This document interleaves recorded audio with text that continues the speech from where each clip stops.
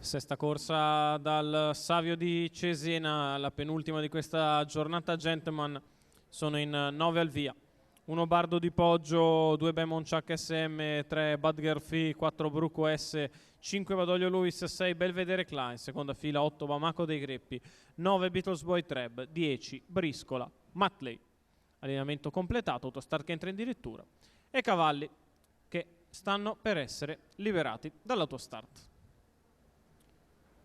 Partiti di galoppo. Badger Fee resta davanti Bardo di Poggio con Bemonchak SM in seconda posizione. Al largo c'è Belvedere Cla, poi in sbaglia 10, Bardo di Poggio e allora Bemonchak SM e Belvedere Cla che bisticciano all'avanguardia Pier Giovanni Michelotto che vuole correre davanti e all'esterno insiste Belvedere Cla che alla fine sembra ottenere strada.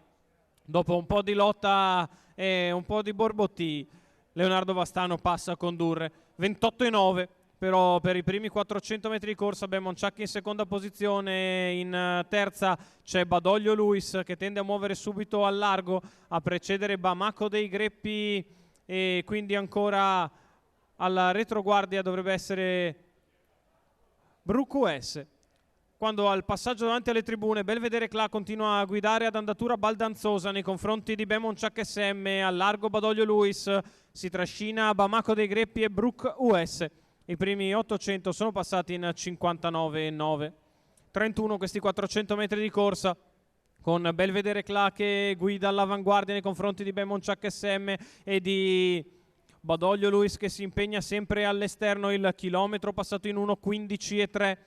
Poi ancora Bamako dei Greppi e Bruco S che cerca di muoversi in terza ruota, in difficoltà Bemonchak SM. Intanto però Belvedere Cla continua in chiara evidenza nei confronti di Bruco S che è più produttivo in mezzo alla pista e cerca di andare in caccia del leader. Bamako dei Greppi che sceglie di andare di dentro e bucando così Badoglio Luis portandosi in schiena al leader Belvedere Cla che ha passato l'ultima curva in ancora evidenza in 14,8 mentre sbanda Bruco S, cerca di venire via allora Bamako dei Greppi. In vantaggio Belvedere Cla nei confronti di Bruco S e di Bamako dei Greppi che lottano solo per il secondo. Quick double per Leonardo Vastano e Belvedere Cla che vincono nei confronti di Bruco S che finisce in foto strettissima con Bamako dei Greppi.